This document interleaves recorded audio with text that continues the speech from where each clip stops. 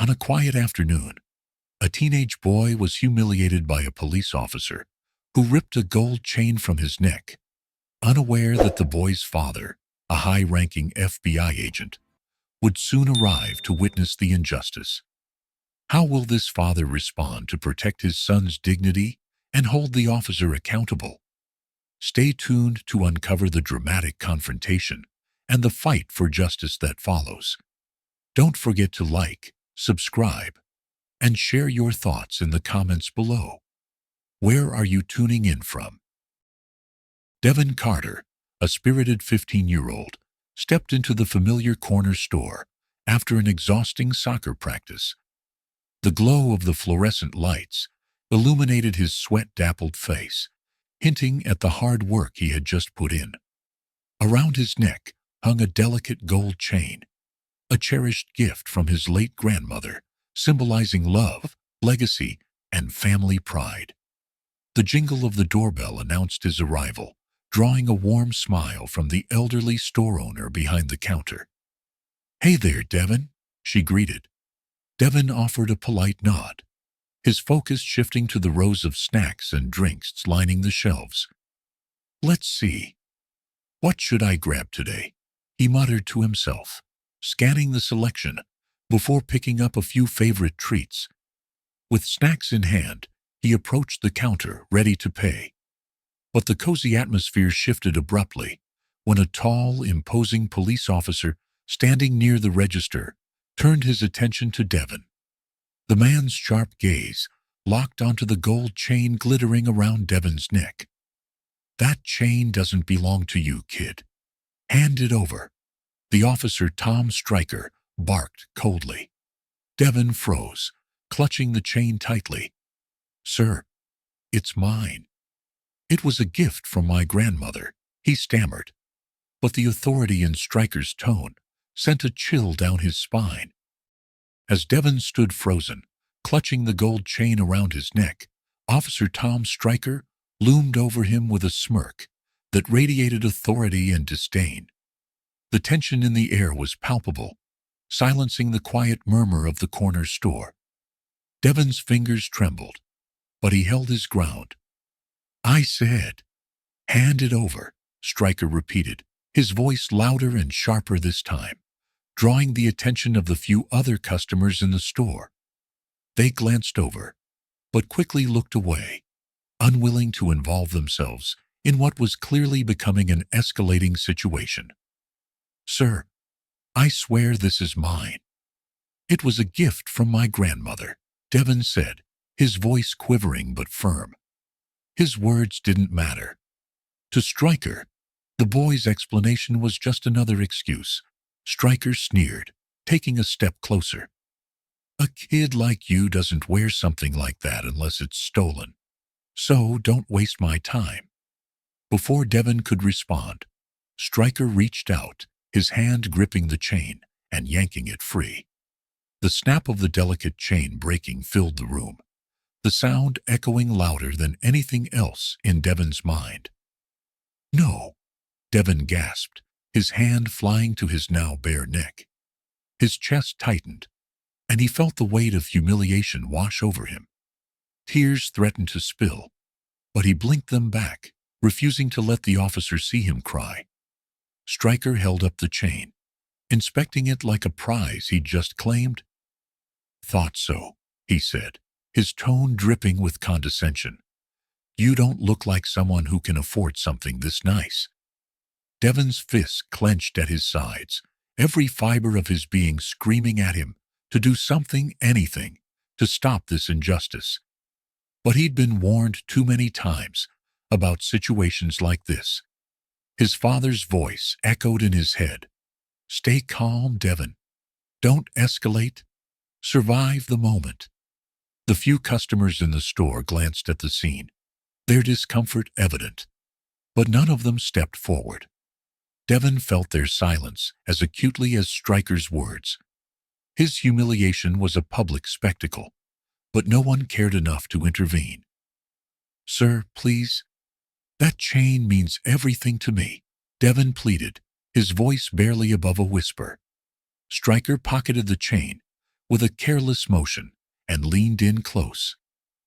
"Next time, kid, don't walk around pretending to be someone you're not." His voice was low and menacing, carrying a prejudice that was impossible to ignore. Devon's anger boiled beneath the surface, but he didn't dare act on it. He stood frozen, his pride shattered, as the officer turned away, with a smirk of satisfaction. As Stryker took a step toward the door, he was stopped in his tracks by a voice that cut through the tension like a blade. "What the hell do you think you're doing?" All eyes turned to the entrance. A tall, commanding figure stood silhouetted in the doorway. Devon's breath caught as recognition dawned. It was his father, James Carter, and the look on his face promised that this encounter was far from over. "What the hell do you think you're doing?" James Carter's voice was calm, but carried an undeniable authority that filled the small store. His sharp gaze moved from Devon, whose shoulders slumped with shame, to the officer standing frozen near the counter. Stryker turned toward James, his expression flickering between surprise and irritation. "Stay out of this," he snapped, his voice defensive. "I'm doing my job. This kid was walking around with stolen property. I'm confiscating it." James's eyes narrowed as he stepped further into the store, his imposing frame commanding attention. "That's stolen property," he said slowly, pointing to the gold chain peeking out of Stryker's pocket. "Isn't stolen. It's a gift from me to my son."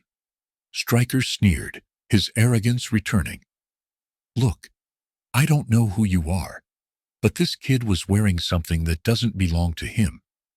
I don't have time for—" "You don't know who I am," James interrupted, his voice low and razor-sharp. He reached into his jacket and pulled out his FBI badge, holding it up for everyone to see. The room seemed to hold its breath as the weight of the moment settled over it. "I'm Special Agent James Carter, FBI. And what I see here is a police officer committing robbery under the guise of authority." Stryker's face went pale, but he quickly masked it with a veneer of defiance. "This isn't what it looks like," he said, his voice faltering slightly. You were just abusing your power." James cut him off, his tone cold. "You humiliated my son. You stole from him. And now you're going to give that chain back." The officer hesitated, his bravado slipping. His hand instinctively moved to his pocket, but he didn't immediately return the chain. "Look, Agent Carter, we can work this out." "I didn't mean—" "There's nothing to work out," James said firmly, stepping closer. His voice was calm, but carried an edge that made Stryker take an involuntary step back. "Return the chain. Now." Under the scrutiny of James's unrelenting gaze, Stryker finally pulled the chain from his pocket and held it out. Devon hesitated for a moment, his eyes wide with disbelief, before stepping forward to take it. His hands shook as he clutched the chain tightly, relief washing over him. "Apologize to my son," James demanded.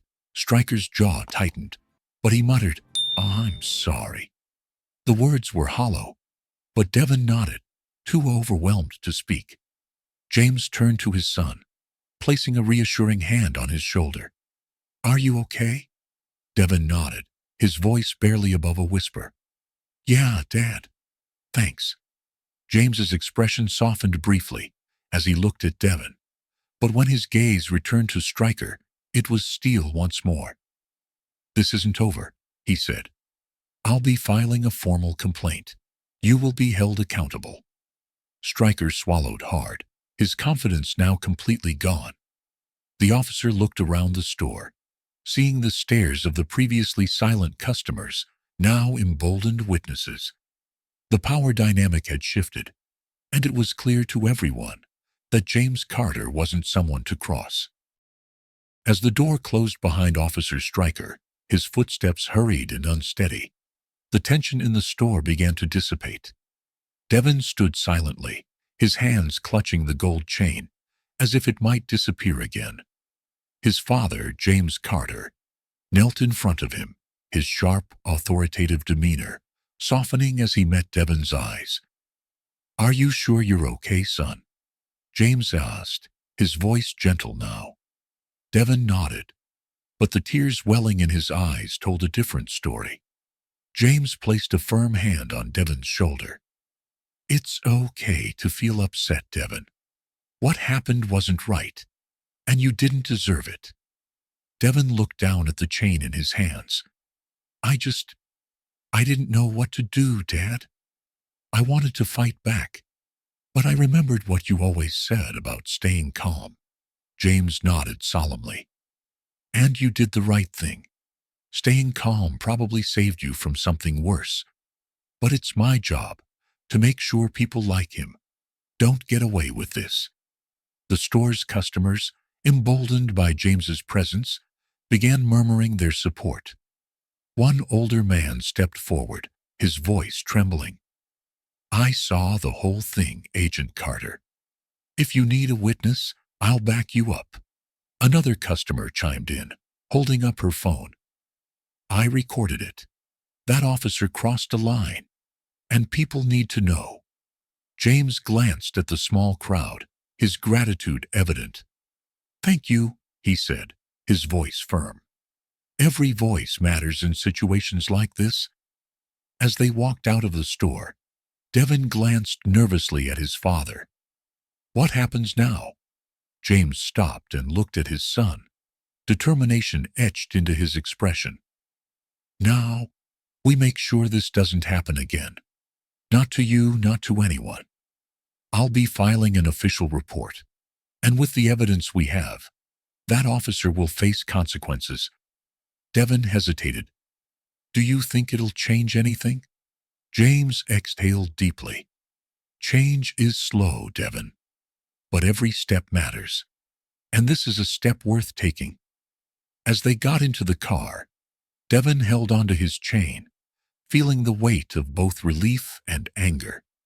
He realized that the fight wasn't over, but with his father's unwavering resolve, he knew they would face it together. For the first time since the encounter, Devin felt a spark of hope.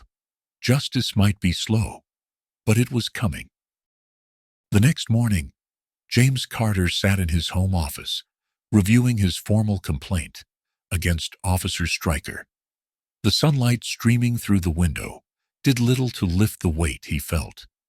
As an FBI agent, he had seen countless instances of abuse and corruption, but this one was personal.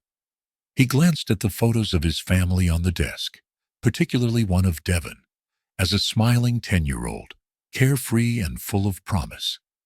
James clenched his jaw. He was determined to protect that smile. Devin appeared in the doorway, hesitant. "Dad, can I talk to you?" James looked up, gesturing for him to come in. "Of course. What's on your mind?" Devin sat down, fidgeting with the chain around his neck. "What if nothing happens? What if they just let him get away with it?" His voice was quiet, but heavy with worry. James leaned forward, his expression serious, but compassionate. "Devin, I won't let that happen. I promise you, this isn't just going to be swept under the rug. That's why I'm taking every step to make sure this complaint sticks." Devin looked down, unsure. "But he's a cop. They always say people like him get away with stuff because of the badge." James nodded slowly. "It's true that some systems protect people who abuse their power, but that doesn't mean we stop fighting. Change doesn't happen if we stay silent. And trust me, we've got witnesses, video evidence, and the truth on our side." Devin's eyes lifted to meet his father's. "Do you really think it'll make a difference?" James smiled faintly. "It already has. Look at the people in that store yesterday. They stayed quiet at first, but when they saw someone stand up, they found their voices too. That's how change starts, one person at a time." Just then, James's phone buzzed. It was an email confirming that his report had been filed and that an investigation into Stryker's behavior was being opened. James turned the screen to Devon. "See? This is the first step." Devon's shoulders relaxed slightly as he nodded. "Thanks, Dad, for everything." James stood and placed a hand on Devon's shoulder. "Always?